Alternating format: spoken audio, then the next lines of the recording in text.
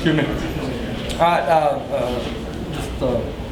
Really excited about the way our kids played early. You know, we talked about starting fast in this one, just two contrasting styles of play, and thought defensively we squashed everything early and played really smart football with our eyes in the right place, and played great third down defense. And obviously the pick early by A-Rod was huge. Special teams were solid all night, and offensively we were able to get things going and play really well early. Big win for the program, and kids are excited about it, and they'll enjoy it tonight, and then we'll move on to the next one.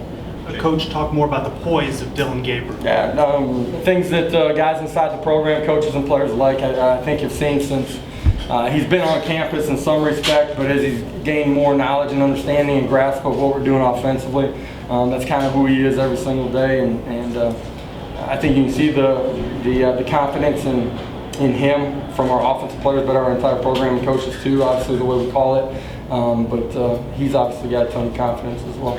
Hey, Coach, you had 15 more completions this game to Dylan versus last game. Anything in particular that you saw that?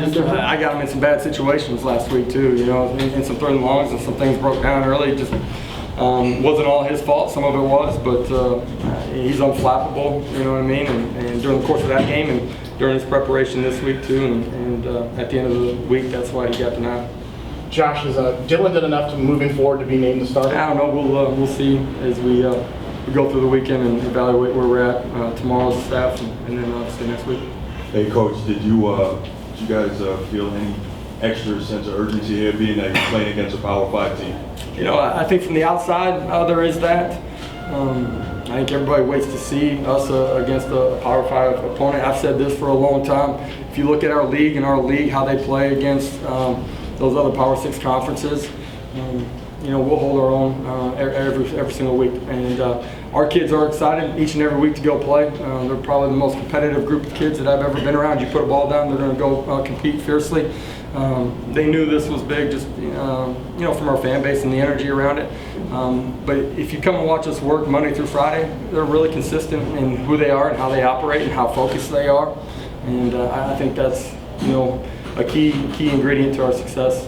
The defensive line made KJ pretty uncomfortable all day, it seems like. How do you assess how they did against the biggest? I thought they did a tremendous job against the run early. Obviously, that means we were fitting everything off the second and third levels extremely well. Also, you know, I thought we squashed the run game early in the ball game and got them in a bunch of third and long situations. On pass, on play action pass, I thought they made it a long night for him. I don't think he was ever by himself in the pocket. There was always somebody around him. That's who we've been. You know, the first 3 weeks of the season, a big question mark coming in the season, but I like the way our group is. One, the depth, two, the competition that we have there. Coach Burnham's done a fantastic job, but the aggressive style of play that we have defensively from Coach Shannon, you know, I think is a big part of it. Being that this is another Power 5 win, obviously you kind of hoist yourself back into that national, you know, just the chatter. How do you look at, you know, what Did we ever leave? Not that you left, but, you know, just as a new season, new expectations, things like that. Yeah, I think since I've been here, we've been a part of the noise, the chatter, as you want to call it. I think people that watch us play understand that we play championship caliber football each and every week. We got tremendous players, man. I think you look at our roster and really study the roster. We got special players up and down our depth charts at all positions in all three phases of the game. I think we've got an absolutely fantastic coaching staff. They're smart, they care, they're great teachers, they're great men. They go about it the right way, and we got a brotherhood that exists inside of our locker room. You put those three things together, we got a chance to do some good things. At the same time, we talked about it in the locker room. We know we're only as good as the next one. Enjoy this one tonight. Family and media is going to talk about it all week. But when we get back on Monday, it's on to the next one.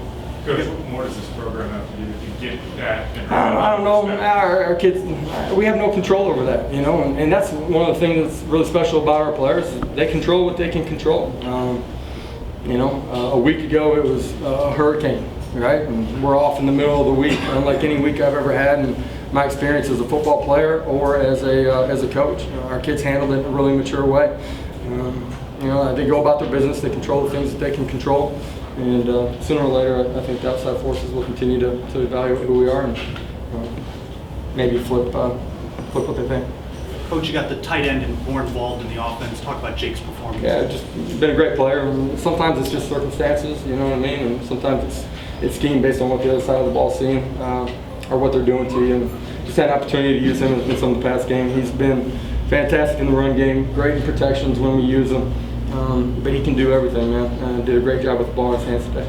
Coach, how important was it to get off to a fast start, especially for Dylan, to connect on some of those early deep balls? We talked about starting fast and wanting to.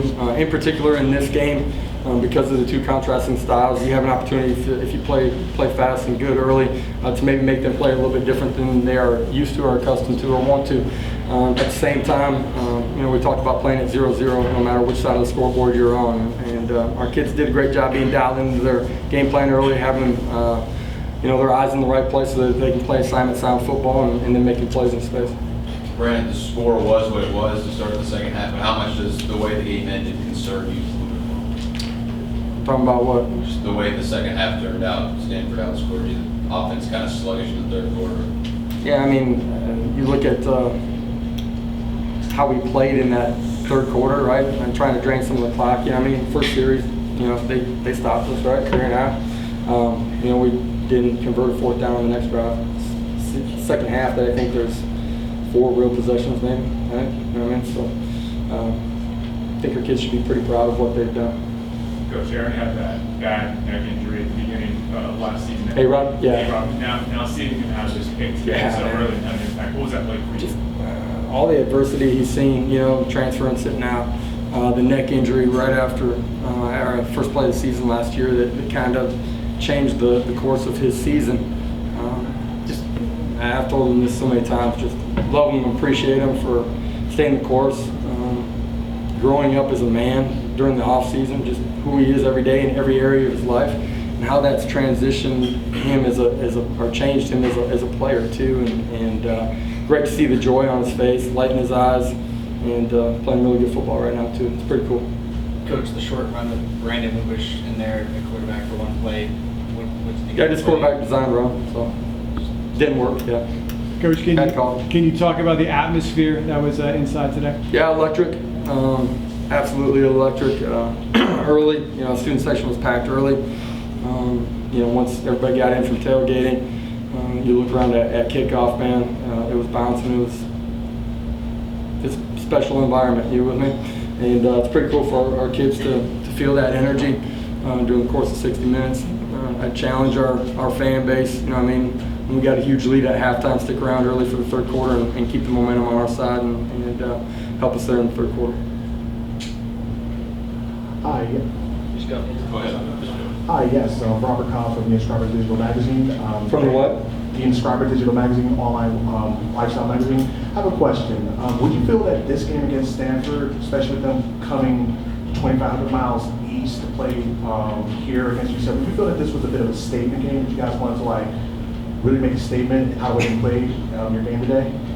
For us, we have the motto, we go 1-0 every single week. They're nameless, they're faceless. We just line up and play.